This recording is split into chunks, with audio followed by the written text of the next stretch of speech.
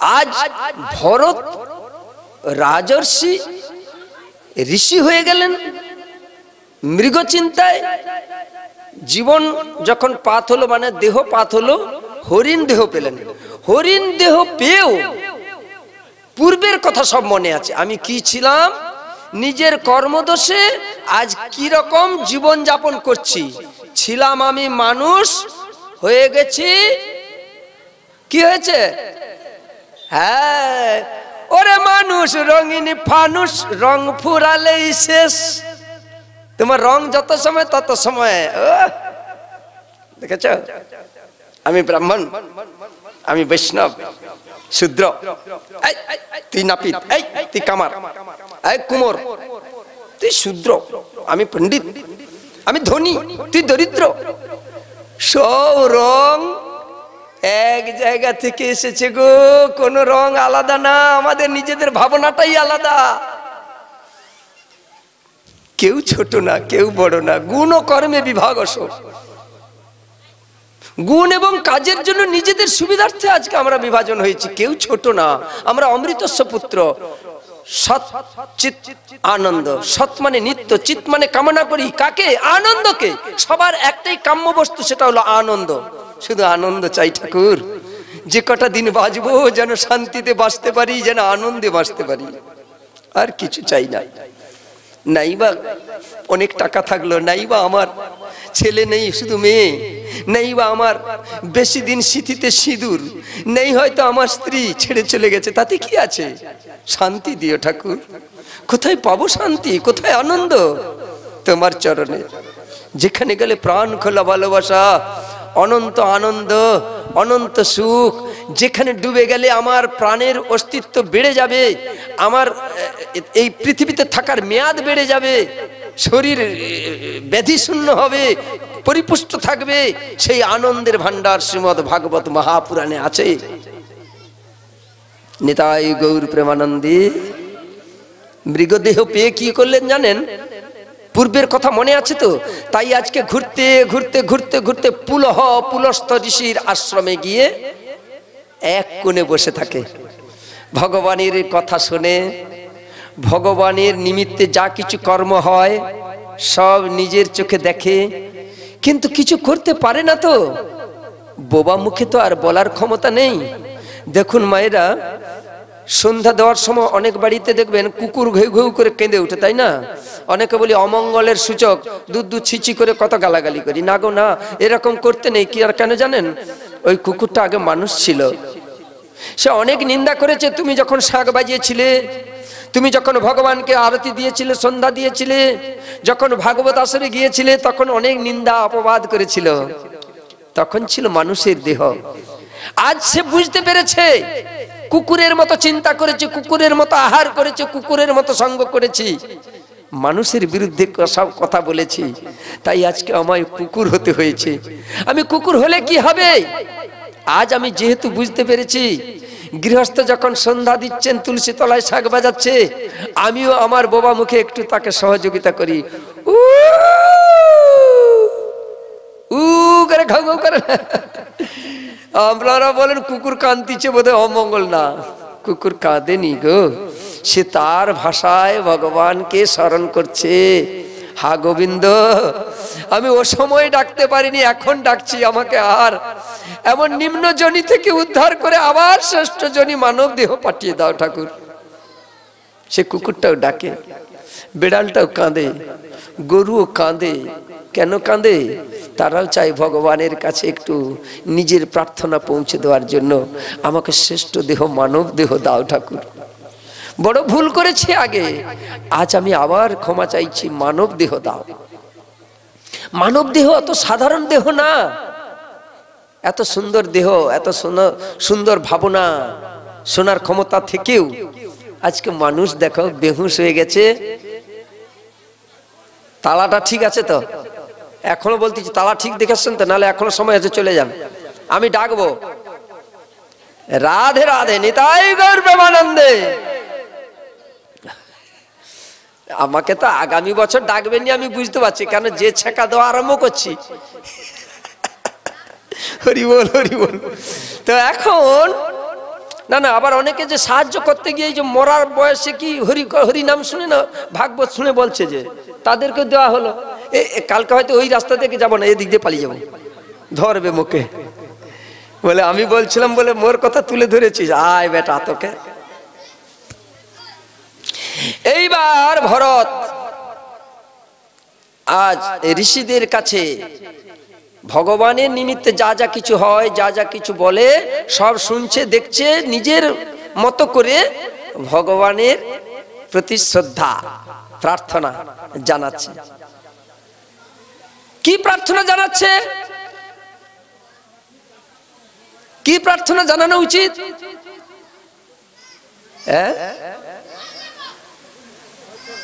এমন একটা প্রার্থনা যেটা আমাদেরও জানানোর প্রয়োজন বলে মনে করি। সেটা কি? সেটা হলো সূর্যের ভালো নাম কি? সূর্যের অনেকগুলো নাম আছে না? আর তার ছেলের নাম দিবাকর আছে, নামটা আমার আসছে না।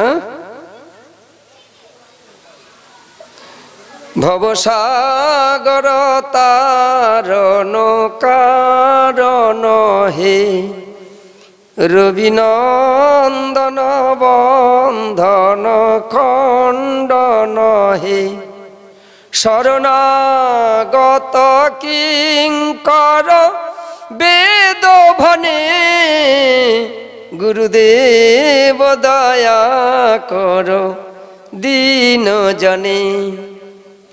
রবি নন্দন বন্দন, রবির নন্দন মানে সূর্যের ছেলের বাঁধন থেকে আমাদের রক্ষা করো। সূর্যের ছেলে আমাদের সবাইকে বাঁধবে, সে কে? রবির নন্দন মানে সূর্যের ছেলে যম। যমের বাঁধা পড়বো তো নাকি? যমের দ্বারকে যাবো তো নাকি? যাবো না? সবাইকে রবি নন্দন বন্ধন খণ্ডন হে। রবি মানে সূর্যের ছেলে যমরাজার হাতে যেন আমরা বাধা না পড়ি, যেন বেঁধে টানতে টানতে না নিয়ে যায়। বললেই তো হবে না, কাজ করতে হবে। কি কাজ? শরণাগত কিঙ্কর, তারই শরণ নেব যার শরণ নিলে পরে যমরাজের বাঁধনে বাধা পড়তে হবে না। সে কে? বেদ। বেদ ভনে গুরুদেব দয়া কর দীন জনে। বেদ মহাপুরাণ শ্রীমদ ভাগবত পাঠ যদি শোনো, বোঝো, শেখো কিংবা গাও, যমের বাঁধন থেকে মুক্তি হয়ে যাবে। এত গুরুত্বপূর্ণ বিষয় হলো শ্রীমদ ভাগবত পাঠ। যমের যন্ত্রণা পেতে হবে না, যমের দুয়ারে যেতে হবে না। তাহলে মরবো না?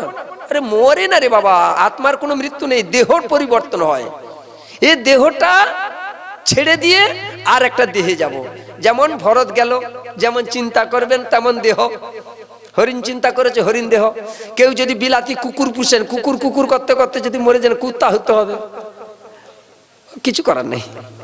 অনেক আছে না বিলাইতে কুকুর পুষে, সে বুড়ার পর মরতে দুদিন বাকি আছে, বলে মোর কুকুরটা কি খাবে রে, হায় হায়, আমি মরিয়ালে একে তো কেউ দু চোখে দেখবে নি, কে খাওয়াইবে, কে স্নান করাইবে। এই কুকুরের চিন্তা করতে করতে যদি দেহ রেখে দেয়, ও বুড়ার পর ওই দেহ পাবে। আমার কথা না রে বাবা।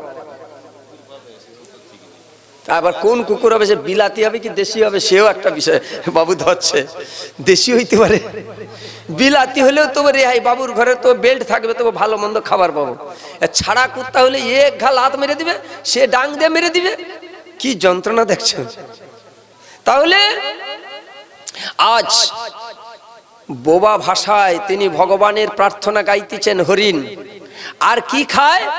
শুকনো পাতা, ঘাস, কুটা, গাছের ডালপালা যা থাকে।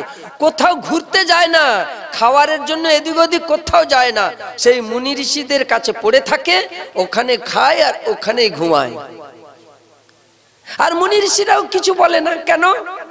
সর্বগুণ ভাজনং সর্বদেহে নারায়ণ বসতি অনাদি কারণ যারা বৈষ্ণব, যারা সাধু ভক্ত, যারা মুনি সন্ত, তারা জানে সমস্ত দেহে পরমাত্মা ভগবানের অংশ, অর্থাৎ সমস্ত দেহটাই হলো নারায়ণ। প্রত্যেক নারায়ণ এখানে বসে আছে, কে নারায়ণ নয়? এই জন্য গ্রন্থের প্রথম বন্দনা নারায়ণং নমস্কৃত্যং নরং চৈব নরোত্তমম দেবীং সরস্বতীং। তাহলে আগে নররূপী নারায়ণকে বন্দনা করেছেন দ্বৈপায়ন ব্যাসদেব পরাশর নন্দন কিংবা প্রবচক শুকদেব গোস্বামী। আগে আপনাদের বন্দনা করলেন, উপস্থিত নররূপী নারায়ণকে আগে বন্দনা করেছেন, তারপরে সরস্বতী, পরে ব্যাসদেব। বন্দনায় আগে আপনাদেরকে জ্ঞাপন করেছেন। চিন্তা করা যায় কত দূরের দৃষ্টিশক্তি। সমস্ত দেহে এক একটি নারায়ণ বসে আছে। কেউ ছোট না, কেউ বড় না, কেউ শুদ্ধ না, কেউ অশুদ্ধ না, কেউ অনাচারী না, কেউ হয়তো প্রতিষ্ঠিত না, সবাই এক। শুধু দেখার যার যেমন ভাবনা। আমার চোখে হলুদ রঙের কাঁচ আছে, চশমার কাঁচটা হলুদ, তাই আমি সবাইকে জন্ডিস রোগী বলে মনে করছি। আমার চোখের কাঁচটা লাল, তাই আমি সবাইকে সিপিএম পার্টি মনে করছি। মনে কিছু করবেন না। আমার চোখের কাঁচটা যদি সাদা হয়, আমি সবাইকে সাদা দেখবো, তাই না? এই রকম কিছু ভাবনা আছে মানুষের, যে যেরকম ভাবে। আমরা কেউ অস্পৃশ্য না, কেউ ছোট না, কেউ বড় না, কেউ শুদ্ধ না, কেউ অশুদ্ধ না, সবাই ভগবান অমৃতস্য পুত্র, সবাই সৃষ্ট জগতের স্রষ্টা ভগবান শ্রীকৃষ্ণের অংশ উদ্ভূত, নারায়ণের অংশ উদ্ভূত। তাই মরণাপন্ন ব্যক্তির কানে গিয়ে একটাই কথা বলবেন, নারায়ণ নারায়ণ নারায়ণ। অনেকে জানে না, বাবা মরু মরু অবস্থা, মার মুখে জল চলে না, কি করবেন? এই গীতা শুনিয়ে দে, হরে কৃষ্ণ কর, জয় নিতাই কর, রাধে রাধে কর, জয় গুরু কর, এরকম করেন না? তাহলে কোনটা ঠিক? কোনটা করলে আমার বাবার তো সময় নেই আর, দেহে পরমায়ু প্রাণ এই বোধহয় গেল, কোনটা দিলে একদম সঙ্গে সঙ্গে কাজ হবে? কোন নামটা দেবেন? নারায়ণ তনু ত্যাগে শ্রীধর প্রিয় সঙ্গমে দুঃস্বপ্নে সরগোবিন্দ সংকটে মধুসূদনম কাননে নরসিংহঞ্চ পাবকে জলসায়িনম জল মধ্যে বরাহঞ্চ পর্বতে রঘুনন্দনম গমনে বামনঞ্চৈব সর্বকার্যেষু মাধব এতানি বিষ্ণু ষোড়শ নামানি প্রাতুরুত্থায় যো পঠেত সর্ব পাপ বিনির্মুক্তি বিষ্ণু লোকে মহীয়তি। মরণাপন্ন ব্যক্তির কাছে কানের কাছে গিয়ে বলবেন নারায়ণ নারায়ণ নারায়ণ, সঙ্গে সঙ্গে কাজ হয়ে যাবে। গোলক অধিপতি ভগবান তার পুষ্পরথ পাঠিয়ে আপনাকে নিয়ে যাবে। অন্য কিছু নাম বলতে পারেন, পুণ্যি হবে, কিন্তু ওখানে যেতে অনেক বিলম্ব হবে। আগে জমালয়ে যেতে হবে, শাস্তি ভোগ করতে হবে, তারপরে ওখানে। তাহলে ডাইরেক্ট আর ইনডাইরেক্ট দেখেছেন? হ্যাঁ, এই জন্য ভাগবতে গিয়ে কিছু মূল্যবান জিনিস সংগ্রহ করুন। মরণাপন্ন ব্যক্তির কানের কাছে গিয়ে বলবেন কি?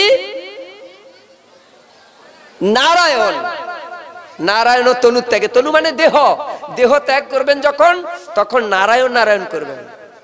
বুঝা গেল? না না, আপনি বলে যাবেন আপনার সদস্যকে যে আমার কানের কাছে ওটাই বলবি। আর যারা গুরু বৈষ্ণব আছেন তারাও অনেকে শুনতিছে, তারাও এটাকে কাজে লাগাবেন। রাধে রাধে। আজ মৃগরূপী ভরত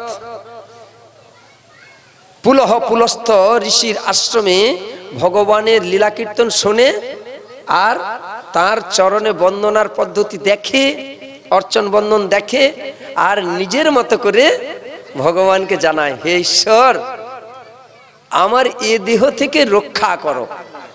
অনেক দিন কেটে গেল, মুক্তি পাবো বললেই কি পাওয়া? যখন পেরে উঠছে না, শেষমেশ গণ্ডকী নদীর জলে অর্ধ অঙ্গ ডুবিয়ে রেখেছে, আমি আর এ দেহ চাই না। কি বললেন? অনেকে যখন দেহের উপর বিতৃষ্ণা এসে যায় কি করে? অপঘাত করে না? অপঘাত মৃত্যু, ফাঁসি নেয়, বিষ খায়, আগুন লাগিয়ে নেয়, এরকম করে না? এটা কি বলে? অপঘাত মৃত্যু। মানে এই মৃত্যুটাকে পাপ মৃত্যু বলা হয়, জোরপূর্বক।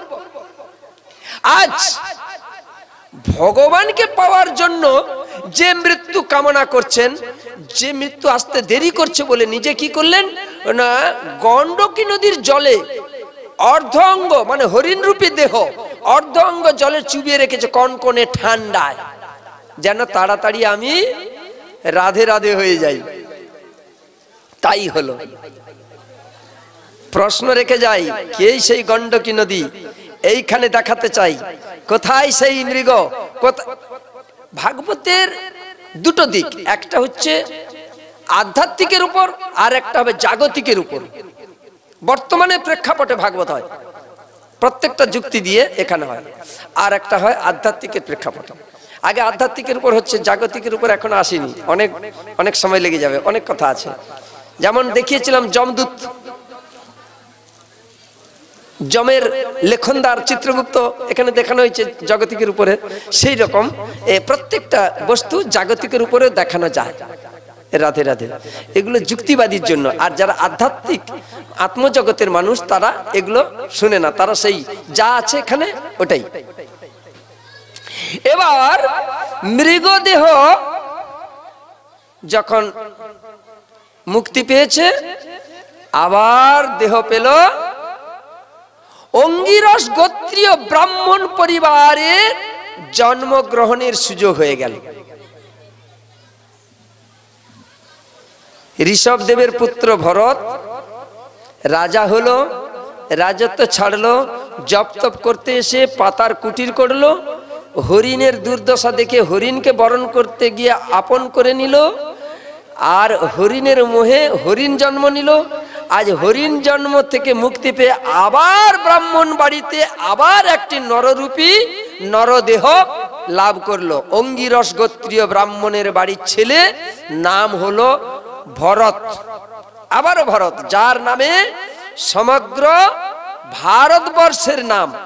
যে বর্ষে আমরা বসবাস করছি, কোন কোন জায়গার মানুষ আমরা, কোন দেশের মানুষ? ওই রাজা ভারতের নাম অনুসারে ভারতবর্ষ, পুণ্যভূমি ভারতবর্ষ। আজ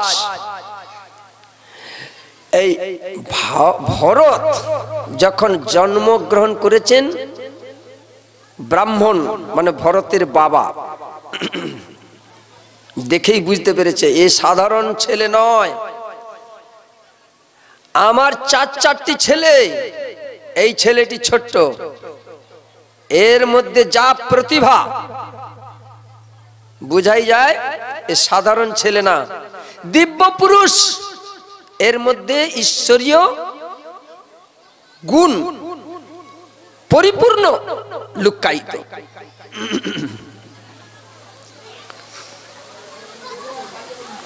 ফলন্ত মূলার পতরে মালুম, একটা গ্রাম্য ভাষায় আছে না, বাড়ন্ত মূলার, বাবু জানে, বাড়ন্ত মূলার পাতায় মালুম হয়। হ্যাঁ, পাতা দেখলে বোঝা যায় কোন মূলাটা কত বড় হবে। ঠিক সেরকম আজ ভরতের বাবা ছোট্ট ভরতকে পেয়ে বুঝতে পেরেছে এ কি, এ সাধারণ ছেলে নয়, দিব্য পুরুষ, স্বয়ং ভগবান। যা দেহের লাবণ্য, জ্যোতি, গঠন, কি সৌন্দর্য রূপ, ওহ কেমন রূপ, যে রূপ দেখে সমস্ত ব্রজগোপীরা মোহিত হয়ে গেছিলেন। ভগবানের রূপ। কস্তুরী তিলকং ললাট পটলে বক্ষস্থলে কৌস্তব মুনি নাসাগ্রে বরমুক্তিকং করতলে বেনুকরে কঙ্কণম সর্বাঙ্গে হরিচন্দনম সুললিত কণ্ঠে চ মুক্তাবলী গোপস্ত্রী পরিবেষ্টিতা বিজয়াতে গোপাল চূড়ামণি। ভগবান কৃষ্ণের রূপ লাবণ্য। অধরং মধুরং বচনং মধুরং চলনং মধুরং গমনং মধুরং মধুরাধিপতের অখিলং মধুরং, সবকিছু মধুর। আজ ভগবানকে যেমন ব্রজগোপীরা চিনতে পেরেছিলেন, আজ ভরতের বাবা যিনি অঙ্গিরস গোত্রীয় ব্রাহ্মণ, যিনি সত্য সাত্ত্বিক একনিষ্ঠ ঈশ্বর প্রেমী প্রচুর যজমান, তিনি আজ ছেলেকে দেখে মোহিত হয়ে গেলেন। আরে এতদিন পরে ভগবানের করুণা হয়েছে, আমার বাড়িতে কোল আলো করে এসেছে, আহা এই আমার মুখ উজ্জ্বল করবে, এই আমার বংশের নাম উজ্জ্বল করবে, আরে আর কোনো অভাব থাকবে না, কি আশা। কিন্তু কি আর হবে, আশা করলেই যে পূর্ণ হবে তা তো না। আপন ইচ্ছায় জীবে কোটি বাঞ্ছা করে, কৃষ্ণ কৃপা না হইলে বাঞ্ছা নাহি স্ফুরে। আজ ভরতকে পেয়ে যখন বাবার খুব আনন্দ, নাম সংস্কার হলো, পৈতা সংস্কার হবে। আপনারা বলেন না সংস্কার, সংস্কার মানে সংস্কার কাকে বলে? কত কথা বলি। জন্মানং না যায়তে শূদ্র সংস্কারে দ্বিজ উচ্চতে বেদ পাঠে ভবেদ বিপ্র ব্রহ্ম জ্ঞানী ব্রাহ্মণং। এগুলো ব্যাখ্যা করতে অনেক সময় লেগে যাবে। তাহলে সংস্কার বলতে অপবিত্র বস্তুকে দূরে ফেলে পবিত্র বস্তুকে গ্রহণ করা। নামকরণ করানো হবে, পৈতা বিয়ে গ্রাম্য ভাষায় বলে। ব্রাহ্মণ বাড়ির ছেলের যোগ্য উপবিদ দেওয়াকে বলে, অনেকে আমরা গ্রামের মানুষ বুঝি না তো, পৈতা বিয়ে হচ্ছে। বৈষ্ণবের কি হচ্ছে? নাম সংস্কার হচ্ছে, মানে যোগ্য নামসূত্র, এই তিলকের অধিকার পেল, এতদিনে শিখা তিলক এই অধিকার পেল, এটা সংস্কার, পঞ্চম সংস্কার। তাপ পণ্ড তথা নাম জাগ ইতি পঞ্চম লক্ষণ ইত্যাদি পঞ্চম সংস্কার, দশম নাই কলিযুগে। তাহলে সংস্কার করাবে, নাম হয়েছে, এ হয়েছে, সে হয়েছে, তো সংস্কার করানোর আগে তো কিছু মন্ত্র করতে হবে নাকি? হে হাতে জল নে, হাত পাত, জল দিয়েছে, বল নমঃ বিষ্ণু, নমঃ বিষ্ণু। মুখ আছে, বলার শক্তি আছে, বলে না, ধরে রাখে। আরে বল, বলে না। খা, বসে থাকে, জোর করে খাইয়ে দিলে খায়। যা, পইতা টাঙিয়ে দিয়েছে, তা টাঙিয়ে দিয়েছে। আরে এরকম ধরে জপ কর। এখন জানেন তো গায়ত্রী মন্ত্র এখন মাইকে ঘোষণা হচ্ছে, মানে মাইকে জপ, এই হচ্ছে অমার্জিত অপরাধ। মাইকে কোনোদিন গায়ত্রী মন্ত্র প্রকাশ করতে নেই, ভাগবত নিষেধ করেছে। কিন্তু অনেকে জানে না, ক্যাসেট করে দিয়েছে। ওং ভূর্ভুবস্ব তৎসর্বিত বরেণ্যং ভর্গো দেবস্য ধীমহি ধিয়ো ইয়ো নঃ কৃষ্ণ প্রচোদয়াৎ ইত্যাদি, এগুলো নিষিদ্ধ, শোনাও অপরাধ। মাইকে কোনোদিন ব্রহ্ম গায়ত্রী, কাম গায়ত্রী, বীজ গায়ত্রী, গায়ত্রী মন্ত্র কোনোদিন মাইকে প্রচার করতে নিষেধ করা আছে। এ গুরুমুখ পদম বাক্য চিত্তেতে করিয়া ঐক্য, এ গুরুদেবের মুখে নিতে হয়। এখন মাইকে ক্যাসেট করে দিয়েছে, আমরা বুঝি কম। এ মাইকওয়ালা চালাচ্ছে, পেয়েছে যখন চালাচ্ছে, হে গায়ত্রী মন্ত্র চালাও, চালাচ্ছে। ভাবছেন কি যে মাইক ম্যান চালাচ্ছে ওরই দোষ, না যে চালাতে বললো শুধু ওরই পাপ হলো নাকি? না, যারা শুনলো তাদেরও পাপ হবে। বুঝবো কি করে? রাজার পাপে রাজ্য নষ্ট, প্রজা কষ্ট পায়, গিন্নি পাপে গৃহস্থ নষ্ট, সংসার রসাতলে যায়। এবারে এই ভরত কি হয়েছে? এই অঙ্গিরস গোত্রীয় ব্রাহ্মণ কুলে জন্মগ্রহণ করেছে। সমস্ত কথা কিন্তু তার মনে আছে। মুখে মতো বদমাস আর নেই এই মুখ। কেন? ও শুধু চাইবে এটা খাবো, সেটা খাবো, সেটা খাবো। খাওয়া বন্ধ করে দিলে ঝামেলা গেল। অত আমিষ নিরামিষের বিচারও নেই। এ বাবাজিও আমাকে ভালোবাসবে, এ বাবাজিও ভালোবাসবে, ঠিক না বেঠিক? তার থেকে মুখে তালা মেরে দিলে কাজ শেষ। শুধু তাই নয়, মুখে কথা বললে অনেক ভুল হবে। একে দণ্ডবোধ করি আর তাকে বলে নমস্কার, দু রকমের যে কি মানে মোর তো জানা নেই। আর এ বাবুকে যদি ভুলে নমস্কার করে একে দণ্ডবোধ করে দে, এ বাবু রাগ হয়ে যাবে। তুই দণ্ডবোধ কাকে করলু? হাই, দণ্ডবোধ মানে কি বল? আমি তো জানি না, মূর্খ সূর্খ মানুষ, ধরা পড়ে যাবো, পিটাঁটি খেতে হবে। তার থেকে মুখে তালা মারলে সব শেষ, বলতেও নেই আর খাইতেও নেই। এই জড় ভরত সেই চিন্তাটি নিয়েছে। এই মুখে বলতে গেলেই আজকে বলবে ব্রহ্ম গায়ত্রী বল, কালকে বলবে মন্ত্র শিখ, কালকে বলবে ওর ঘরে যজমানে লক্ষ্মী পূজা, কালকে হরি মন্দির প্রতিষ্ঠা। এই করতে করতে আমাকে সেই আবার সংসারে জড়িয়ে দিবে। আবার দুদিন পরে আবার কি করবে? হ্যাঁ দেখছো তোমার বিয়ে হয়েছে, হ্যাঁ বলতিছে, হচ্ছে মনে পড়ে। তাহলে রাধে রাধে, মানে রাত্রি হয়ে গেছে তো একটু আনন্দ দেওয়ার জন্য বলতেছি। তাহলে সংসার হয়েছে, খুব ভালো। তার থেকে বাবু কথা বন্ধ, খাওয়া বন্ধ করে দিলে, খাওয়া বন্ধ করলে বাঁচবো না, বাঁচা যাবে না। তার থেকে যা পাই তাই খাই, কোনো বিচার নাই। এই জন্য কিছুতে শিক্ষা দীক্ষা যখন গ্রহণ করলো না, যে পিতা অনন্ত আশা নিয়ে ভেবেছিল এই ছেলে আমার বংশের মুখ উজ্জ্বল করবে, সংকীর্ণ হৃদয় খানি অনন্ত পিপাসা, মিটে নাই মিটিল না, মিটিবে কি আশা। পরিশ্রমে ধনে আনে, ধর্মে আনে সুখ, অলসে দারিদ্রতা বাড়ে, দারিদ্রতা বাড়ায় দুঃখ। পরমায়ু তো একটুখানি, কখন কেটে যাবো তার ঠিক নেই, কখন খরচার খাতায় যাবো হিসাব নেই। অনন্ত পিপাসা, বাড়ি চাই, গাড়ি চাই, সুন্দরী বৌমা চাই, এই এটা চাই, সেটা চাই, সেটা চাই, ও চাই চাই চাই। অল্প পরমায়ু, অনন্ত পিপাসা, মিটে নাই মিটিল না, মিটিবে কি আশা। যত আশা একটু একটু পূর্ণ হচ্ছে, আরো হয়, আরো কত আশা নতুন নতুন বাসা বাঁধে। ভগবান যত দেয় তবুও যেন কুলোয় না, আরো চাই, আরো চাই, আরো চাই। সমস্ত আশা সেদিনই পরিপূর্ণ হবে যেদিন তুমি কর্মকে ভালোবাসবে। পরিশ্রমে ধনে আনে, ধর্মে আনে সুখ। যদি পরিশ্রমকে ভালোবাসো, তোমার সমস্ত মনোবাসনা একটু একটু একটু করে পরিপূর্ণ হয়ে যাবে। আর যদি তুমি অলস হও, কুড়ের বাদশা হও, তোমার যেটুকু জমানো ছিল সেও পর্যন্ত সব শেষ। তাহলে পরিশ্রমকে ভালোবাসতে বললো। আজ বলে খাটালে খাটবো, খাওয়ালে খাবো, না হলে আমি কিছুই করব না। মুখ থাকতেও আমি মুখের কাজ করব না। কান আছে, শুনতে হয় শুনবো, নাই শোনার মতো, বলতে হয় বলবো, না বলার মতো। মানে কি জড়, মানে কি বুঝতে পারছেন? জড় ভরতের জড় মানে বোকা। যার মধ্যে ব্রহ্মজ্যোতি, যার মধ্যে রূপ লাবণ্য দিব্য ক্ষমতা, দেখলেই বোঝা যায় স্বয়ং ভগবান, তিনি আজ কিনা বিপরীত। এ কে? এর মধ্যে কিছু নেই। হায় হায় হায় হায় ভগবান, একে নিয়ে কি করব? বাবা মায়ের চিন্তা। বাবা মার চিন্তা কোন ছেলের জন্য বেশি হয়? যে ছেলেটা প্রতিবন্ধী হয়, যে ছেলেটা চিররুগ্ন হয়, যে ছেলেটা অসহায়, তার জন্য বাবা মায়ের একটু কষ্ট হয়। হায় রে ভগবান, আমার অন্যান্য ছেলেগুলো কত সুন্দর, জ্ঞান বুদ্ধি ক্ষমতা, এদের জীবন যাপনে কোনো কষ্ট হবে না, কিন্তু এই ছোট্ট ছেলেটা এ কি করে বাঁচবে? হে ভগবান, এর জন্য কি করি কি করি? তাহলে কিছু রেখে যাই না হয় নাকি? রাখবো বললেই তো রাখা না। অন্যান্য ছেলেদের ডেকে বলো, ওরে শোন, আমি আর কদিন বাঁচবো, তোদের এই ছোট্ট ভাইটাকে একটু দেখিস, এ কিছু জানে না, এ জড়ো সড়ো বড় বোকা, এ কি খায় কি না খায়, কোথায় ঘুমোতে হয়, না বলো কি যায়নি।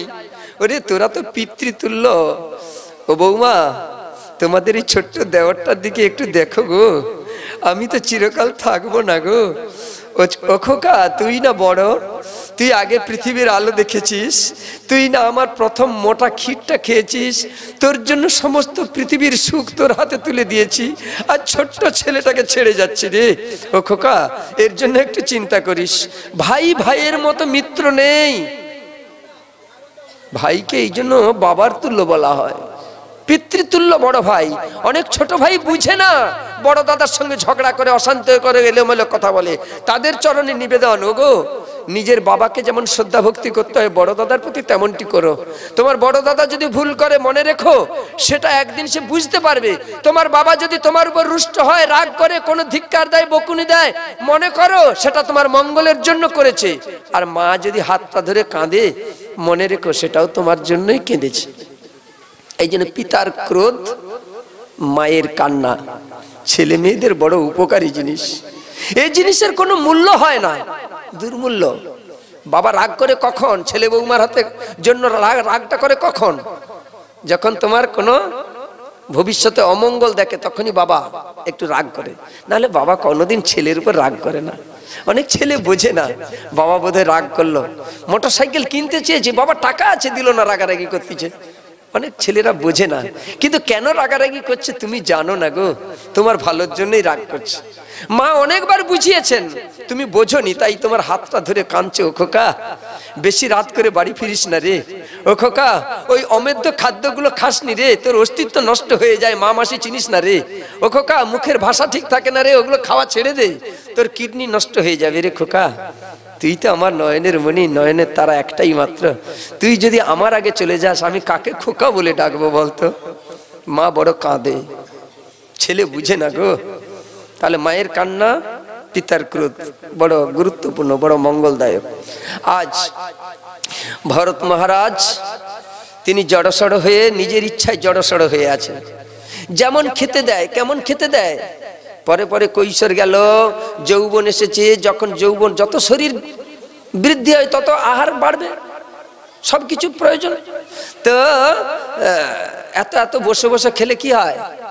বসে খেলে সমুদ্রের, দেখছেন এরকম প্রবাদ বাক্য আছে। তারপরে কিছু না কাজ করে কেউ খায়? আরে এত সুন্দর খাটনি করার ক্ষমতা আছে, তুই বসে বসে খাস কি করে? এটা কর, সেটা কর, যত কাজে লাগায় সে কাজগুলো কেমন করে জানেন? বিপরীত ধর্মী কাজ। যদি গাছ মাটি কোপাতে বলে, সে একটা বড় গাড্ডা করে দেয়, পুকুর করে দিবে। হাই ভগবান, তোকে মাটি কুপাতে বললাম, তুই কি পুকুর? এর দ্বারা কিচ্ছু হবে। যদি বলা হয় এ ধান ওখানে মেলা হয়েছে, পাখিটা কি খেয়ে যাবে, মুরগি টুরগি খেয়ে যাবে, লক্ষ্য রাখ, সে বসে থেকে কি করে জানেন? মুরগি কেন কষ্ট করে আমাকে দেখে ভয়ে আসবে, ওদের ডেকে ডেকে মুরগি, হাঁস, ছাগলকে ডেকে নিয়ে এসে খাওয়ায়, তোরা খেয়ে নে। বুঝতে পারছেন? এরকম সব বিপরীত কাজ করে। বলে খানেওয়ালা রাম, দেনেওয়ালা রাম। আমি ওখানে বাধা সৃষ্টি করবো, এ কি আমার কাম? আমার কোনো কাজ নেই, তার থেকে সরে পড়ি। তোকে ধান খরাই দিচ্ছে, হনুমান খন্দ খেয়ে যাবে, বাড়ি লক্ষ্য করতে দিচ্ছে, সে হনুমান খেয়ে যাতে যায়, সে সরে গিয়ে দূরে বসে হনুমানের কীর্তন দেখতেছে, খাইয়ালে কফি উবড়াইতে পারে না, আমি উবড়ি দিয়েছি, খা। কিরকম অবস্থা দেখছেন? যিনি সর্বগুণ ভাজনং সর্বজ্ঞ, তিনি আজ ভগবানের করুণার যে কি গুণ আজকে প্রকাশ করছেন জড়সড় হয়ে। সব দাদা বৌদি তো খেপে অস্থির, যখন দেখলে কোনো কাজে উপযুক্ত না, কি করবো, একে কি বসে বসে খাওয়াবো নাকি? এই এঁঠো খাবারগুলো ওরা খাওয়ার পর যেটুকু বাঁচে আর কি, খা। চুয়া পুড়া পাতের তলায় যেগুলো পড়ে, পান্তা পচা বাসি, কোনোটাই তার বাধা নেই। নির্ধনা পুরুষের খুশি বরাবর। বলে আমি তো আয়ও করিনি, আমার তো ব্যয়ও নাই, সংসারও নেই, আর আমার সঞ্চয়ও নেই, যা দেয় তাই অমৃত। হা গোবিন্দ, তুমি যা দিয়েছো ওই সুন্দর। দেখেছেন কিরকম সুখের জীবন করতেছে? তাহলে আপনারা বলেন না, নির্ধনা পুরুষের খুশি বরাবর। প্রকৃত কি নির্ধনিয়া? কৃষ্ণ ধনের ধনী হয়, ধনী বলি তারে। প্রকৃত কৃষ্ণ নামের সে উপযুক্ত ধনী, কিন্তু সে প্রকাশ করেনি। এরা জানতে পারলো না, যা খাওয়াচ্ছে তাই, যা ইচ্ছা তাই। এরা ভাবছে যা ইচ্ছা তাই খাওয়াচ্ছি। কি খাওয়াচ্ছে? যা মনে চায়, যেটা ভাল লাগে এইটা দেয়, যা ইচ্ছা তাই। বৌদি কি খাওয়াচ্ছে? দাদা কি খাওয়াচ্ছে? আপনারা কি খাচ্ছেন? আপনারা কি খাচ্ছেন সংসারে? যা ইচ্ছা তাই খাচ্ছি না? যা ইচ্ছা তাই খাচ্ছি তো নাকি? কোনোদিন পান্তা, কোনোদিন মুড়ি, কোনোদিন ভাত, কোনোদিন রুটি, আবার কোনোদিন টক, কোনোদিন ঝোল, কোনোদিন তিতা, তার কোনো হিসাব নাই। একটা পঞ্জিকা নামক শাস্ত্র আছে প্রত্যেকের বাড়িতে, কোন কোন তিথিতে কোন কোন সবজি খেলে বিষের তুল্য হয় লেখা আছে। আমরা দেখিও না, মানিও না। তাহলে যা ইচ্ছা তাই খাচ্ছি। কি খাচ্ছি? যা ইচ্ছে তাই। বারে বারে বলুন, যা ইচ্ছে তাই, যা ইচ্ছে তাই, যা ইচ্ছে তাই, যা ইচ্ছে তাই, যা ইচ্ছা তাই, যা ইচ্ছা তাই, যা ইচ্ছা তাই খাচ্ছি। মানে খাওয়ারের কোনো ঠিক নেই। প্রসাদও খাবো, মাংসও খাবো, বিড়িও খাবো, পাওয়ানো খাবো, নিরামিষও খাবো, আমিষও খাবো, কোনোটা বাদ দেবো না। যা ইচ্ছা তাই, যা ইচ্ছা তাই, যা ইচ্ছা তাই। বৈষ্ণব ঠাকুর তুমি কি খাও না? আমি সাত্বিক আহারি করি, আমি নিরামিষ ভোজি। হউ যা, তুই সে মেয়ের ঘরকে যে গেলু, তার ঘরে নিরামিষ বাসন লিয়া গেছিল না, ধুইয়া ঘি মাখিয়ে দিচ্ছে তো। আমিষ হাঁড়িটা ধুইয়া ঘি মাখিয়ে দিলে হোস নিরামিষ হয়ে যাবে। বেশি কথা বলনি, পুকুরেও মাছ আছে জানো, পুকুর চটা কি নিরামিষ নাকি, এইরকম কিছু তর্ক নিয়ে এসে আমদানি করে কিছু ভক্ত। নিতাই গৌর প্রেমানন্দে হরি হরি বল। এবার ভরত যখন জড়সড় হয়ে এইভাবে জীবনযাপন করছেন, তখন ভাই বৌদি সব অতিষ্ঠ হয়ে মারধর শুরু করে দিয়েছে। কে খাওয়াবে বসে বসে? শেষমেশ ধরে নিয়ে গেছে একজন বেশ পয়সাওয়ালা জমিদারের, মানে পয়সাওয়ালা ক্ষেত খামার আছে তার বাড়িতে। বাবু আপনার ঘরে দিন মজুর তো অনেক লাগে, মজুর তো অনেক লাগে না, হ্যাঁ আমার এই ভাইটাকে রাখুন, দুটো পেটে খেতে দিবেন, আর পয়সা কাপড় চুপড় ঔষধ কিচ্ছু দিতে হবে না, শুধু দুটো খাওয়ার দিবেন, যা কাজ তুমি করি লিব, যতগুলি কাজ আছে আপনি এগুলো একে দিয়ে, আর তাই ভালো। বিনা পয়সায় কর্মচারী, লোকটা তো মন্দ নয়, দেখতেও বেশ হিষ্টপুষ্ট, বাবা গালগট্টা চেহারা, একে দিয়ে তাহলে বেশ বিনা পয়সায় খাটানো যাবে। এই তোর নাম কি? চুপ করে আছে। আরে তোর নাম কি? কথা বলে না কেন? কথা বললে ভুল হবে, কথা বললে আরো বলতে বলবে। তার থেকে বাবার কোনো শত্রু নেই, বাবা থাকাই ভালো। যা নামে ডাকতে পারেন, সে ইঙ্গিত করে বলছে আপনি যে নামে ডাকতে পারেন। ও ওর দাদা বলে গেছিল এর নাম নাকি ভরত। আচ্ছা ভরত শোন, আমার আখের জমি আছে, অনেক আখ, শিগাল এসে সব ভেঙে রস খেয়ে যায়, নষ্ট করে দেয়, গ্রামের ছেলেরাও খায়, গরু বাছুর নষ্ট করে দেয়। বৃন্দাবনে ওর সাইডে জানেন তো আখের প্রচুর, কোন কোন দিকে আখের চাষ বেশি আপনারা জানেন? আখের ক্ষেত লক্ষ্য করতে দিয়েছে, ও আখের ক্ষেত লক্ষ্য করতে বসে আছে, দেখলো এ শিগাল এসে চিবাতে পারছে না, আখের খোসাটা তো শক্ত, ভিতরে রস আছে, চিবাতে পারছে না। এ তখন বলে ও তোমার কষ্ট হচ্ছে, আমি ভেঙে দিচ্ছি, থামো। তাকে জমি লক্ষ্য রাখতে দিয়েছে, সে নিজে গিয়ে আখ ভেঙিয়া ছাড়িয়া তুই খা। দেখছেন কিরকম অবস্থা। মালিক যখন এসে দেখে, বলে কেমন কাজ করতেছে দেখি, দেখে না বাবু জমি রক্ষক লক্ষ্য নজর কি করবে, আজকে তো আর বেশি বেশি, আরে হায় হায় এ কি করেছিস রে? ভগবান সেবা করতে গেলে কষ্ট পাবে কেন? আমি তাই, ভগবান কি খাবে তোকে দায়িত্ব দেওয়া আছে বোধহয়। ওই শিয়াল আর ওই গরু বাছুর ওই এগুলো ক্ষেত নষ্ট করতেছে, ওরাই তোর কাছে ভগবান, আমি তাহলে তোর কেউ না। হ্যাঁ দে দই পাতে ওরে বেটা হাড়ি হাতে, ওরা তোর বাপ খুড়া, আমি কি তোর কেউ নই রে?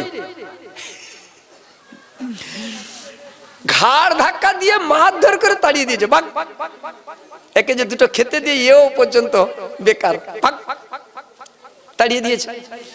তার লজ্জাও নেই, অভিমানও নেই, মারলেও মারো, ওই যে বললো না পিঠে বেঁধেছি কুলো, কানে দিয়েছি তুলো, যা বলবে বলো, মারবি দুঃখে মেরেলে, গাট্টা গাট্টা চেয়ার মার, আহা নেই আর ওহ নেই, গালাগালি করবি কর, কানে তাছে তুলা, যত গাল দিবি দে, মুক্ত বাবা, কোনো উত্তর দেবো না, তুই যত গালাগালি নিন্দা যা করবি কর না, আমি উত্তর দেবো না। তখন ভাবলো যে এ তো পাগল না কি রে, কিছু উত্তর দেয় না কেন, বুঝতে পারছেন? নিতাই গৌর প্রেমানন্দে। এবার এই ভরত যখন ধিক্কার পেয়ে তাড়িয়ে দেওয়া হয়েছে যখন ভরতকে, তখন কোনো দুঃখ নেই, কোনো সংকোচ নেই, কোনো অভিমান নেই, কোনো প্রতিবাদ নেই, সে মনের আনন্দে সে চিরকালই আনন্দ, হ্যাঁ নদীর পার ধরে ধরে চলছে। চিরন্তন শুধু একটাই চিন্তা, হা ঈশ্বর তোমার চিন্তা করার জন্য পৃথিবীতে এসেছি, ভুলিয়া তোমারে সংসারে আসিয়া। নরোত্তম দাস ঠাকুরের পদ আপনারা জানেন। তাহলে আজকে কি হয়েছে অবস্থা আমাদের, তোমার জন্য পৃথিবীতে এসেছি, তোমার কাজ করব, তোমার সেবা দেব। আজকে এই ভাগবত কমিটি 500 টাকা দান বাক্স রেখেছে, এখানে একটা সেখানে আমি তো দেখবো এই ভাগবত শোনার পর ভক্তর কতটা করুণা হয় এই অধমের প্রতি, আমি বাক্সটার দিকে দেখব। কতটা ভাগবতকে ভালোবাসো ফলনে পরিচয় হবে, নাকি ওই বাক্স ওরকম বুঝে রইবে আমি ঝাঁকড়িয়া দেখব। হ্যাঁ,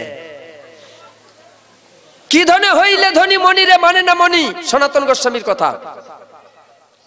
এই বাক্সটা সাধারণ বাক্স নয়, অন্যান্য ব্যাংক যে টাকা ইন্টারেস্ট দিবে এর থেকে 1 লক্ষ গুণ বেশি, লক্ষ গুণ বেশি ইন্টারেস্ট পাবেন। একবারে ভগবান নির্দেশিত কথা। এখানে 1 টাকা দিলে কত হবে? 1 গুণিত 1 লক্ষ, 100 দিলে গুণিত 1 লক্ষ, 1000 দিলে গুণিত। তার মানে কত টাকার মালিক হতে পারবেন বুঝতে পারছেন? বলে অত সোজা আর কি, অনেকে বলতেছে। আচ্ছা, হবেন কি না হবেন, দেওয়ার পরে ঘরে যাবেন, ঘুমোবেন, চিন্তা করবেন আমি তো দিয়া চলে এসেছি। বাক্সটা মাথা কড়ায় রাখবেন, মাঝে মাঝে ঘুম থেকে উঠে একবার ঝাঁকড়ি দেখবেন বাড়ছে কিনা। বেশি না, 100 করে দিয়ে দিলেও 1 লক্ষ হবে, লক্ষ গুণ। বাক্সটা রাখবেন, খালি বাক্স রাখবেন, মাঝে মাঝে নাড়বেন, দেখবেন ঘুমের মধ্য দিয়ে এমন অনুভূতি, এমন ঈশ্বর প্রেম আপনার মধ্যে আসবে, 1 লক্ষ টাকাও মনে হবে কম। হারিয়ে গেলে কিন্তু অনুশোচনা হয়, দান করলে আনন্দ হয়। নিতাই গৌর প্রেমানন্দে। 500 টাকার নোট একটা হারিয়ে যাক, লোক ঠকিয়ে নিয়ে নিক, অনুশোচনা হবে, বেদনা হবে, যন্ত্রণা হবে, ঠিক না বেঠিক? আর আপনি মুক্ত হস্তে দিয়ে দেন, আনন্দ হবে। ও, আমি তো কোনোদিন ভগবানের সেবা দিতে পারি না, এত ভক্তকে একসঙ্গে কোনোদিন আমি তাদের সেবা দিতে পারবো কিনা সন্দেহ। আজকে আমার এই টাকাটা সমস্ত ভক্তের সেবায় অংশগ্রহণ করতে পারবে, আমার জীবনটা ধন্য হয়ে গেল। নিতাই গৌর প্রেমানন্দে। এই আনন্দটুকু ঘুমের মাধ্যমে পাবেন কিনা দেখবেন, তারপরে আমাকে বলবেন আগামী দিন, ঠিক না বেঠিক? যদি ঈশ্বর থাকে দেখবেন আপনার দান প্রকৃত আপনার মধ্যে প্রতিক্রিয়া, আপনার মনের মধ্যে সাড়া দেয় কি না, প্রমাণ আপনি নিজে নিজে হাতে পাবেন। এবার ভরত মহারাজ তো চলেছেন নদীর পাড় ধরে। সিন্ধু সৌভিক রাজ্যের রাজা রঘুগণ, তিনি কপিল মুনির আশ্রমে চলেছেন কিছু তত্ত্ব উপদেশ নেওয়ার জন্য। শিবিকায় চেপে, মানে পালকিতে চড়ে যাচ্ছেন, পালকি বহন করে যাচ্ছেন। পালকি চলে দিল কি চলে ছয় বেহরা জোয়ান তারা। আপনারা অনেকে জানেন, প্রবীণ ব্যক্তি পালকি কিরকম চালাতো। এখনকার ছেলে বৌমারা পালকি দেখেনি। পালকি চড়ে বিয়ে হয়েছেন না? বিয়ে হবেন? আর একটা হবেন? হ্যাঁ বলে হব। পালকি চড়বেন তো? যে বিয়ে হলে পরে কেউ আর আসে না ফিরে, পড়িয়া থাকে শ্মশান ঘাটেতে। সখী তোরা, এরকম আছে না গান টানগুলো আছে, সখী তোরা দেখে যা গুনা দিন বহে যায়, সবাই আসিস আমার বিয়েতে। আবার একটা পালকি চৌদলায় চড়ে যাব আমরা একদিন, সবাইকে যেতে হবে গো, সবাইকে যেতে হবে। সে পালকি সবার জন্য রেডি হয়ে আছে। নেইবার সেদিনের পালকির কথা মনে পড়লো, আগেকার দিনে পালকিতে করে বিয়ে করতে যেতেন। যাই হোক, আজ রাজা মন্ত্রী জমিদার তৎকালীন যুগের যানবাহন বলতে পালকি, পালকিতে করে যাচ্ছেন সিন্ধু সৌভিক রাজ্যের রাজা রঘুগণ। আর বেহারা সব পালকি নিয়ে যেতে যেতে অনেক রাস্তা, তো যেতে যেতে একজন বাহক অসুস্থ হয়ে পড়েছে। এখন উপায় নেই, পরিবর্তে আরেকজনকে দরকার। রাজা বলে, দেখো আমার রাজ্যে কোনো এমন কেউ আছে কিনা প্রজা যে পালকি বইতে পারবে। দেখলেন নদীর পাড়ে ওই একজন যাচ্ছে, একদম হিষ্টপিষ্ট চেহারা। এই তোর নাম কি? এদিকে আয়। চলো চলো নয়নে হাসি মাখা বদনে, আনন্দ কাননে ভ্রমে অনিবার, হরি বলো মন রে আমার। যার কোনো চিন্তা নেই তার সবসময় হাসি, হাসতিছে। আরে এদিকে আয়, টেনে নিয়ে গেছে। মহারাজ একজনকে পেয়েছি, দেখছেন একদম কাট্টা কাট্টা চেহারা, আমাদের থেকেও আরো ক্ষমতাশীল। হ্যাঁ, একেই পালকি বার কাজে লাগিয়ে দেওয়া হোক। তাই করো। দিয়েছে। পালকি বওয়ার নিয়ম কি? সামনে তিনজন পেছনে তিনজন, নাহলে সামনে দুজন পেছনে দুজন, এটাই নিয়ম। তো সমানে সমানে ভাগ করে দিয়েছে। যে অসুস্থ ছিল তার পরিবর্তে ওই ভরতকে লাগিয়েছে।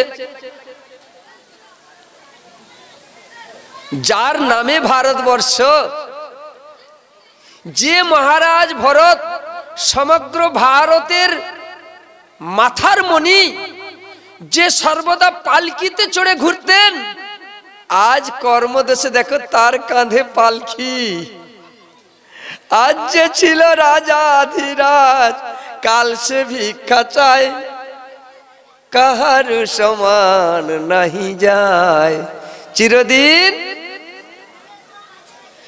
যিনি এই সমগ্র ভারতবর্ষের রাজা, যিনি এক পা কোথাও গেলে পালকিতে বসে যেতেন, যাকে কাঁধে নেওয়ার জন্য কত মানুষ হাঁ করে তাকিয়ে থাকতো, সে আজ নিজে কিনা পালকি বইতিছে। হ্যাঁ ভগবান, দেখেছো কি কাণ্ড, পালকি নিয়ে যাচ্ছে। যে ব্রাহ্মণের সন্তান, সে কি পালকি বওয়ার কাজ জানে? স্বধর্মে নিধনাংশে পরধর্ম ভয়াবহ।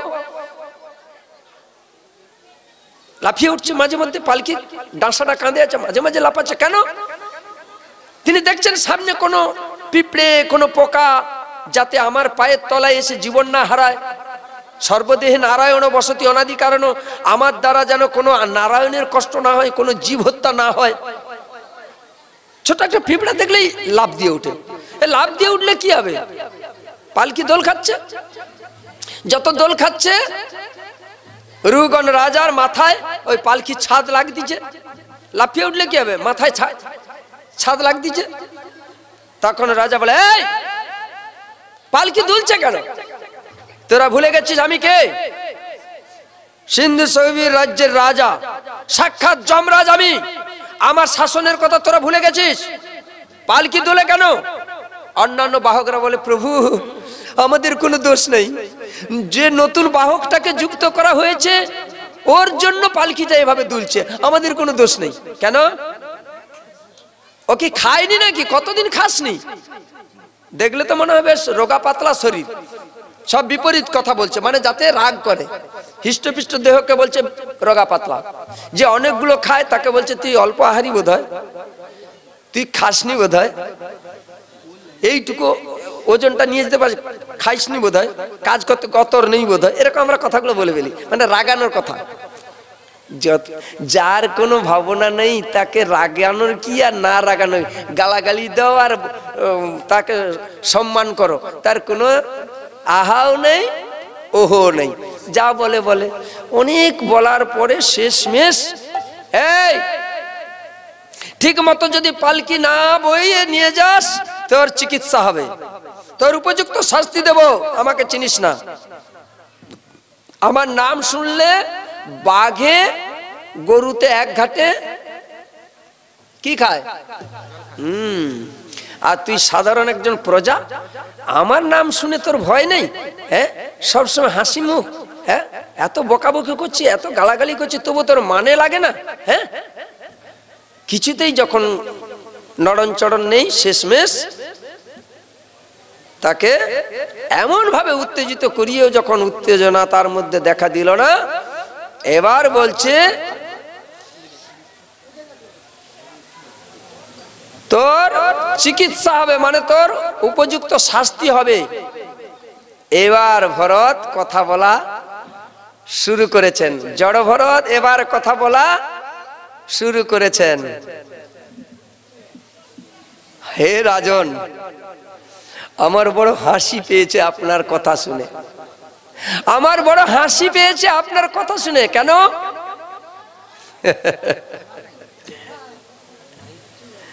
যে রাস্তায় হাঁটে সে রাস্তা দেখতে পায়, যে ভার বইতে পারে তাকে ভার দেওয়া হয়। আপনি আমাকে চিকিৎসা মানে আমাকে শাস্তি দেবেন বলছেন, আমার বড় হাসি পায়। আপনি আমার কি শাস্তি দেবেন? আমি কে? কোন জায়গায় শাস্তি দেবেন আপনি? আমাকে চেনেন? আপনার যে গালাগালি করছেন বা শাস্তি দেবেন বলছেন, আমি কে? আমার অঙ্গের কোন জায়গাটা আমি, এটা কি আপনি জানেন? তার মানে এই তো। আবার হাসালেন। এই খোলসটা আমি না। আমি যদি হব, বাবা মরে গেছে, কাঁদছো কেন? না বাবা মরে গেছে। এই তো তোর বাবা শুয়ে আছে, দেহটা আছে, পোশাক আছে, রূপ যৌবন যেমন যেমন সবই তো আছে, কাঁদছিস কেন? না বাবা মরে গেছে। আরে কোন জিনিসটা মরে গেছে? না বাবার ভেতরে সে নেই। সে কে? আত্মা। আত্মা, পরমাত্মা, প্রাণ। প্রাণ কোনদিন মরে? প্রাণের কোনদিন ছেদন করা যায়, শুকনো করা যায়, ভেজানো যায়, শাস্তি দেওয়া যায়? আপনি কাকে শাস্তি দেবেন বলছেন? আমাকে। আমি কোন জায়গাটা সেটা আগে চিনুন, তারপর শাস্তি দেবেন। তখন রুহুগণ রাজা বুঝতে পেরেছেন, আরে এর ভেতরে এত দামি দামি কথা বেরোচ্ছে, যে কথাগুলোর উত্তর নেওয়ার জন্য আমি কপিল মুনির আশ্রম সাগরে যাচ্ছি, সে কথা না জানি স্বয়ং ভগবান কপিল দেব আজ জড়ভরত রূপে এগিয়ে এসে আমাকে উত্তরগুলো দিচ্ছেন। সঙ্গে সঙ্গে পালকি থেকে লাফ দিয়ে নেমে তার চরণে পড়েছে। মাঝে কিন্তু একটা টপিক ছেড়ে গেছি, ওকে বলি দেওয়ার জন্য নিয়ে গেছিলেন ডাকাতেরা, ওখানে মা কালী প্রকট হয়ে ওকে রক্ষা করেছেন। অনেকগুলো বিষয়গুলো ছিঁড়ে যেতে, এই জন্য মূল জায়গাটায় যাচ্ছি। তাহলে আজ তত্ত্ব উপদেশের পালা শুরু হয়েছে। জড়ভরত প্রত্যেকটি রাজার প্রশ্নের উত্তর দেওয়া শুরু করেছেন। তয়োদিতং ব্যক্তম বিপ্রলব্ধং ভর্তুং সমে সদাদি বীর ভার। যখন জড়ভরতের প্রতি রঘুগণ রাজা বলছেন, তুমি কি দুর্বল, ভার বইতে পারছো না? দেখলেই তো মনে হয় আটটা গোট্টা চেহারা। এই সামান্য একজন ব্যক্তি, মানে রাজার ওজন তুমি বইতে পারছো না? একা তো না, সামনে তিনজন, পেছনে তিনজন, ছজনে একজনের ওজন বইতে পারছো না? কি ব্যাপারটা কি? গস্ত যদি সাধ্য ধীগ মধ্যাদ্দা পিবতি রাসৌন বিদং প্রবাদ। তখনই তিনি রঘুগণ রাজার কথার উত্তর দিচ্ছেন। উত্তরে কি বললেন? 9 নম্বর শ্লোক। হে রাজন, আপনি যে সমস্ত কথা বলে সবই সত্য, সে সম্বন্ধে আমার কোনো অভিযোগ নেই। যদি ভার বলে কোনো কিছু থাকে তাহলে সেটা বাহকদের জন্যই, যদি কোনো রাস্তা থাকে তো সেটা যারা চলাফেরা করে তাদের জন্য। স্থূল এই কথা শরীর সম্বন্ধে বলা হয়, কিন্তু চৈতন্য বা আত্মার সম্বন্ধীয় কথা বলা যায় না। তাহলে আত্মার কোন স্থূল কিংবা রুগ্ন বলে নেই। দেহের কিন্তু রোগা পাতলা আছে, কালো ফর্সা আছে, দেহের বর্ণ আছে। আচ্ছা, দেহের বর্ণ কি গো? আপনারা যে বসে আছেন, আপনাদের বর্ণ কি? গৌরবর্ণ? কই, আপনাকে তো ফর্সা টুকটুকে লাগছে। ও দেখছো, দুধে আলতা, দুধে আলতা দেখছে। দিদি বলে গৌরবর্ণ আমার। হ্যাঁ গো, গৌরবর্ণ না, কৃষ্ণবর্ণ গৌরবর্ণের কথা বলা হলো না। বর্ণ 4টা। চতুর্বর্ণে মায়া শ্রেষ্ঠ গুণকর্মে বিভাগস, ব্রাহ্মণ, ক্ষত্রিয়, বৈশ্য, শূদ্র, এটাকে বলা হয় বর্ণ। বর্ণ মাত্র 4টা। আপনারা ভাবছেন বর্ণ মানে রং, বেনিয়া সহ কলা, সূর্যের 7টা রঙের কথা ভাবছেন। না না, সে রং না। প্রধান বর্ণ হচ্ছে 4টা, ব্রাহ্মণ, ক্ষত্রিয়, বৈশ্য, শূদ্র। ভগবান শ্রীকৃষ্ণের যতেক লীলা সর্বোত্তম লীলা নরলীলা, নরবপু তাহার কারণ।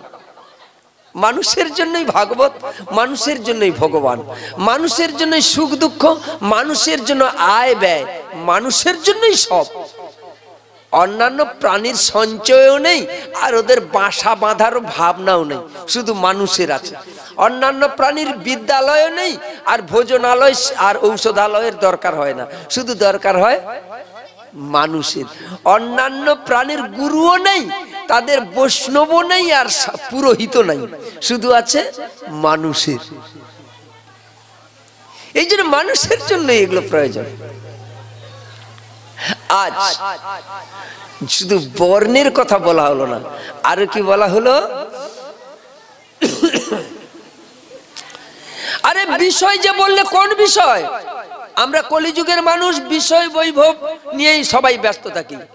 বলে না, এ বিষয় নিয়ে কম বেশি যতই তুমি করো না কেন, আর একটা ওজন আছে, কম আছে বেশি আছে, সংখ্যা আছে।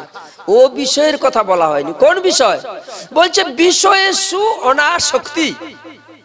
বিষয়ে সু অনাসক্তি, কৃষ্ণ ভক্তকে নির্দেশ করা হলো বিষয়ে সু অনাসক্তি। তার মানে বিষয়ের কথা ভাববো না, বিষয় সঞ্চয় করব না, বিষয়ের জন্য আমরা কিছু কাজ করব না নাকি? বলে না না, সেজন্য নয়। তাহলে কি জন্য? কি কথা বলছেন? বলছে বিষয় বলতে চোখের বিষয় রূপ, কানের বিষয় শব্দ, নাকের বিষয় গন্ধ, রসনার বিষয় স্বাদ, ত্বকের বিষয় স্পর্শ। এই বিষয়গুলো থেকে আসক্তি কমাও। যার যত রিপুর উপর প্রবণতা আছে তার তত ব্যাধি আছে। রিপুগুলোকে দমন করতে বলেছে, ব্যাধি শূন্য হয়ে যায়। কাম, ক্রোধ, লোভ, মোহ, মদ, মাৎসর্য, এই রিপুগুলোকে কমিয়ে নিতে বলেছে। যার যত রিপু প্রবল হবে তার পরমায়ু কম হবে, ব্যাধির বাসা বাঁধবে। এই জন্য বিষয় থেকে আসক্তি কমাও। চোখের বিষয় কি বললাম? রূপ। এই চোখের মতো পাপ অঙ্গ আর নাই। আমাদের শরীরে যত অঙ্গ আছে, প্রত্যঙ্গ আছে, সব থেকে পাপী অঙ্গ হলো চোখ। চোখ যদি না ওদিকে যেত, আমার মন ওদিকে যেত না। এই চোখ বড় যন্ত্রণা দেয়। কানে যদি না শুনতাম বরং ভালোই থাকতাম, শুনলে বলতে হয়। এই জন্য জড় ভরত উপাখ্যানের এই উপদেশগুলোকে বলা হয় ভবাটবী। এবার ভবাটবী উপাখ্যান অর্থাৎ কপিল সাংখ্য তত্ত্ব যোগে এসে যাবে। উপদেশ হচ্ছে ভগবান সাক্ষাৎ ভরত রূপী উত্তর দিচ্ছেন ব্রহ্ম উপদেশ, আর শ্রোতা রহুগণ রাজা তিনি প্রশ্ন করছেন। আপনাদেরও কোনো প্রশ্ন থাকলে করতে পারেন ভাগবতের কাছে, যৎশক্তি আপনাদের মূল্যায়ন করব। প্রশ্ন থাকতেই পারে, কিছু জানার থাকলে বলতে পারেন, যে কোনো প্রসঙ্গ। তাহলে একে বলা হয় ব্রহ্ম উপদেশ। পরব্রহ্ম সনাতন শ্রীমদ ভাগবত মহাপুরাণ সমস্ত প্রশ্নের উত্তর দিতে প্রস্তুত। আপনাদের যাবতীয় জিজ্ঞাসা এখানে পেশ করতে পারেন, আমার কাছে শুধু নয়, যে কোনো পাঠকের কাছে। তবে চলাকালীন লিখে জানাবেন, একটা ছোট্ট কাগজে লিখে জমা দিয়ে যাবেন। উত্তর তিনি ঠিক পাঠের মাধ্যমেই বলে যাবেন। আর দাঁড়িয়ে থেকে যদি বলেন তার হয়তো ভাব নষ্ট হতেও পারে, অনেক পাঠক অসন্তুষ্ট হয়ে যায়। তো আমিও সেরকম না, আমি তো পাঠক নয়, আগে স্বীকার করেছি। আপনারা যখন যেমন পারেন প্রশ্ন করতে পারেন, আমি আমার যতটা পারি আপনাদের চরণে রেখে যাব। আমার বড় সন্তুষ্টও নই আর অসন্তুষ্ট নেই, বাবু জানে, অনেকদিন সঙ্গ করেছি, তাই আনন্দে হরি হরি বল। আমার দাদা এসছেন চন্দ্রা কালাগন্ডা থেকে, অনেকদিন ওনার সঙ্গে যাওয়া আসা, ওনার বাড়িতে সেবা যত্নাদি ইত্যাদি পেয়েছি, আমি দেখেই চিনতে পেরেছি। কস্তং নিগুড়শ্চরসি দ্বিজানাং বিভর্ষি সূত্রং কত মোহবোধুতং কস্যসি কুত্রত্ব ইহাপি কস্মাৎ ক্ষেমায় নশ্চেদোতি নত শুক্ল। এই 16 নম্বরে বলছেন, হে দেব, আপনি ব্রাহ্মণের চিহ্ন যজ্ঞ উপবিদ ধারণ করে আছেন, আত্ম পরিচয় গোপন করে এভাবে বিচরণকারী আপনি কে? আপনি কি দত্তাত্রেয় প্রমুখ অবধূতদের মধ্যে কোন একজন? অবধূত বলতে সাধারণ ভাষায় অদ্ভুত বললেও চলে। অবধূত মানে নিজের আসল গুণকে চেপে রেখে পাগলের ন্যায় ঘোরা, প্রকাশ করে না। অবধূত বেশ জীর্ণ শীর্ণ, ছেঁড়া বসন, কোটি কোটি টাকার মালিক, কিন্তু পোশাক পরিচ্ছদ দেখলে মনে হয় যেন রাস্তার ভিখারি কেউ। প্রচুর জ্ঞানের জ্ঞানী, কিন্তু কথা বললে মনে হবে যেন কিচ্ছু জানে না, বোকার মতো দাঁড়িয়েছে, ভেবা চাকা হয়ে দাঁড়িয়েছে। প্রচুর ক্ষমতা, কাজ করে না, দুর্বল বলে প্রকাশ করে, এদেরকে অবধূত বলে। এই অবধূতের মধ্যে একজন হলেন জগৎগুরু নিতাই চাঁদ, অবধূত নিত্যানন্দ। কখন কি করে বসে তিনিই জানেন। এই জন্য নিতাই চাঁদকে সবাই ভয় করতেন। এই জগতের গুরু, জগৎ গুরু বলা হয়েছে নিতাই চাঁদ।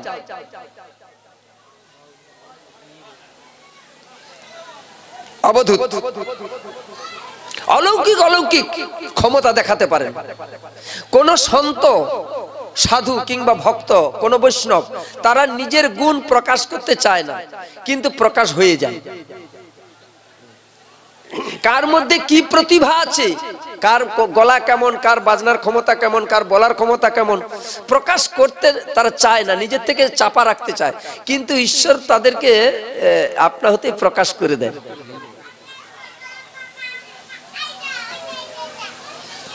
এই জন্য বৈষ্ণবকে বলা হয়েছে কল্পতরু। প্রসঙ্গটা শুনুন। কল্পতরু বলতে একটা তরু মানে গাছ, যে গাছের তলায় কল্পনা করবেন, যেমন যেমন ভাবনা বা কল্পনা করবেন, সঙ্গে সঙ্গে আপনার পরিপূর্ণ হয়ে যাবে, একে বলে কল্পতরু। অসত্য বৃক্ষকে কল্পতরু বলা হয়, আর শ্রীমদ ভাগবতকে বলা হয় কল্পতরু। নিগম কল্পতরুর গলিতং ফলং সুখম খাদমৃত দ্রব সংযুতম পিবত ভাগবত রসমালং মুহুরুহু রসিক ভুবি ভাবুকা। একজন পথিক অতিথি গ্রামে গ্রামে ভিক্ষা করেছে। গ্রীষ্মকাল তো প্রচুর কষ্ট, ভিক্ষা করলে কি হবে, কোনো বাড়িতে দুটো আহারও জুটলো না, একটু পানিও জুটেনি। ও মা, এক গ্লাস জল দাও না। হাত জোড়া আছে, তোমাকে ভিক্ষা দিয়েছে, তুমি অন্য বাড়িতে যাও। তৎকালীন অত নলকূপ, অত জলের ব্যবস্থা ছিল না, মাটির কলসিতে কলসিতে জল অনেক দূর থেকে নিয়ে আসা। এত ক্ষুধা লেগেছে, আহার দুটো কোনো বাড়ি থেকে জুটেনি, গরিব মানুষ ভিক্ষা করে। শেষমেশ ফাঁকা মাঠে একটি ওই অসত্য গাছ বেশ বড় সড়ো, ওখানে বেশ ঠান্ডা বাতাস, ওখানে বসে বসে ভাবছে, হে ঈশ্বর। ও তো জানে না ওইটাই যে কল্পতরু, ওইটাই যে সেই গাছ, যেই গাছের তলায় যা যা কামনা করে সঙ্গে সঙ্গে পূর্ণ হয়, সে তো জানে না। সে গাছের গোড়ায় বসে, হায় ঈশ্বর, কি ঠান্ডা, কি আরামদায়ক। তবে ঈশ্বর, তুমি বৈষ্ণবকে শুধু বলো কিনা কল্পতরু, হ্যাঁ বাঞ্ছা কল্পতরু, তুমি যে কি যে কথা বলো না, তোমার এই সমস্ত কি বাসনা করলেই তুমি পূর্ণ করে দাও। এই একটু খাওয়ার জলও পেলাম না, দুটো আহারও পেলাম না, গলা শুকিয়ে যাচ্ছে, ক্ষুধায় পেট জ্বলছে, কি যে তোমার মহিমা। বঞ্চা কল্পতরু হচ্ছে কৃপা সিন্ধু বয়ে বাচ পতিতানং পাবনে। শুধু বড় বড় মন্ত্র তুমি মুখস্থ করিয়েছ, আর সবাই শুধু মাথা টোকাচ্ছে পায়ে, আমি ক্ষুধায় ছটকে যন্ত্রণায় মরি, পেটের জ্বালা। যদি দুটো খেতে দিতেন তাহলে বুঝতাম যে বৈষ্ণব কল্পতরু। বলার সঙ্গে সঙ্গেই সোনার থালায় পরিপূর্ণ আহার, কত খাবে, 56 ভোগ, 36 ব্যঞ্জন। বলে বাড়ি বাড়ি, যেই না মনে মনে করেছি সঙ্গে সঙ্গে, তাহলে তো ভগবান আছে। যেই বাঞ্ছা কল্পতরু ভস্যব, যেই বলেছি সঙ্গে সঙ্গে তো এসে গেছে। আমি তো বৈষ্ণব নয়, অথচ ওই মন্ত্রটা মোর মুখস্থ। সাধারণ অতিথি আর কি, এই মন্ত্রটাই এত ক্ষমতা, ওরে বাপরে, পেট ভরে খেয়েছে, বেশ খাওয়া হয়ে গেছে। তো বলে এখন একটু ঘুমিয়ে নি, ঘুমানোর জন্য এই গাছের তলায় শেকড় বাকড় মাটিতে ঘুমাবো। ও ঠাকুর, তুমি যদি কল্পতরু হও, একটু বেশ গদিওয়ালা খাটটা ঢুলে এখানে একটু ঘুমিয়ে একটু, যেই মনে মনে করো সঙ্গে সঙ্গে চন্দন কাঠের পালঙ্ক একদম বিছানা তুলে দুগ্ধ ফেনো নেবো, বিছানা শুয়ে গেছে খেয়ে দিয়ে। ও ঠাকুর সারাদিন ঘুরে ঘুরে ভিক্ষা করেছে, পা গুলো কনকন করছে, তুমি যদি কল্পতরুর কাছে এনেছো, পা টিপার যদি দাসী কয়েকটা হতো, বলার সঙ্গে সঙ্গে স্বর্গ থেকে অপসরার দল এসে গেছে, পা টিপতেছে। বাহ, এই খাওয়া ভালো, শোয়াও ভালো, পদসেবাও বেশ পাচ্ছে, বেচানি বেশ ঘুমিয়ে গেছে। এইবার ঘুম ভেঙে যখন উঠেছে অন্ধকার, উরি বাবরে ঘরের কথা মনে পড়ে গেছে।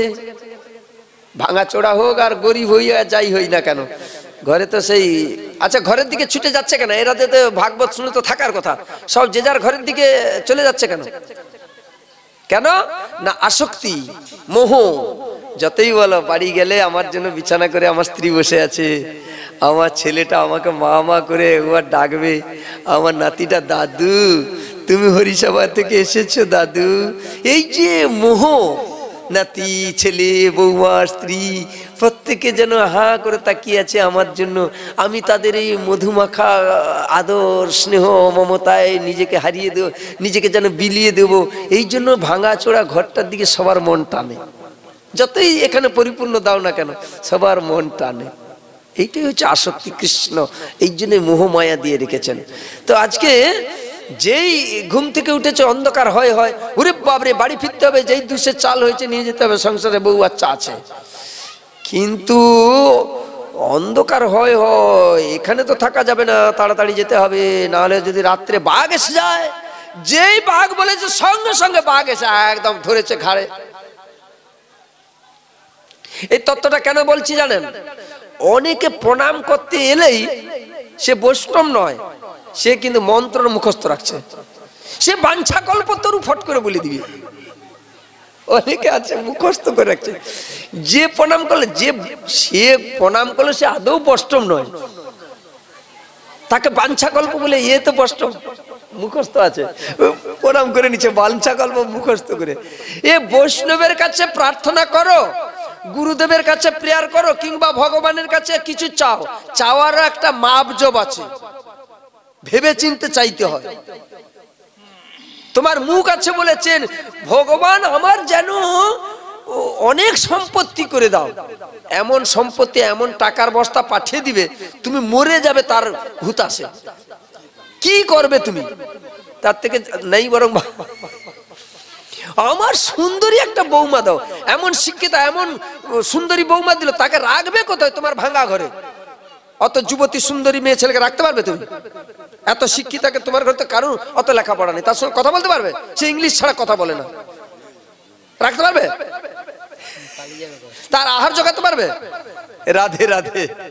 তাহলে কিছু প্রার্থনা করতে গেলেও হিসেব করে প্রার্থনা করতে হয়। এই জন্য গুরুদেবের সাহায্য সহানুভূতি গুরুকরণ এই জন্য করতে হয়। কতটা চাইতে হয়, কতটা দিতে হয়, কোথায় দিতে হয়, কেন দিতে হয়, দিলে কি লাভ, না দিলে কত ক্ষতি, এগুলো এই জন্য গুরুদেবের চরণে জানতে হয়।